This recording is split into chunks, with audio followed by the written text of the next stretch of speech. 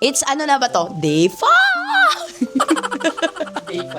Day 5 straight. May parcel daw to si Colette. Excited siyang buksan. Ano kaya? Ano bang parcel yan? Yung lipstick. Nga, buksan mo nga. Hello guys. Need help? Tanya. Oops. Maya-maya pa mamiligo. Kain muna siguro. Kain tayo guys. Sarap ng ulam. Ang ulam for today ay munggo kahit hindi Friday. Monday ngayon eh. Ano pala ako, nag-buffer naman ako syempre ng 2 araw para hindi naman ako hirap mag-edit. So I think this one is gonna be uploaded on Wednesday. Tawa-tawa ka dyan. Ba't ka tumatawa? Ba't ka tumatawa? Visit ka. Apple. Siya ano nagluto nito? Grabe, ang sarap!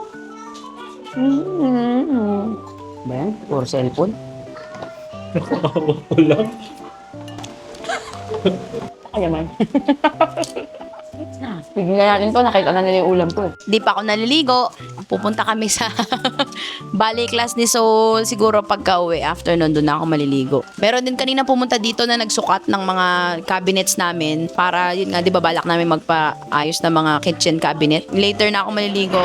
Makikita nyo naman yan. Kaya ko yan. 5th day today. Tara na, Daddy. Tara na. Bilis Tagal naman. Isa. Dalawa. Tatlo. When people don't have cars, give this car to them.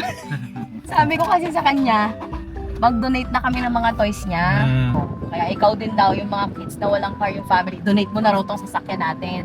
But mommy,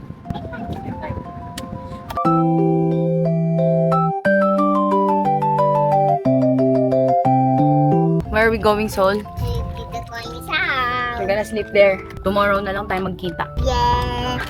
Kiss mommy again. Mommy. Have fun! Day 5. Naligo na ako sa day 5. Ayun lang for today. Nakita niyo naman mga pinagagawa ko. Mag-work na lang ako ngayong araw. See you on the next one. Bye!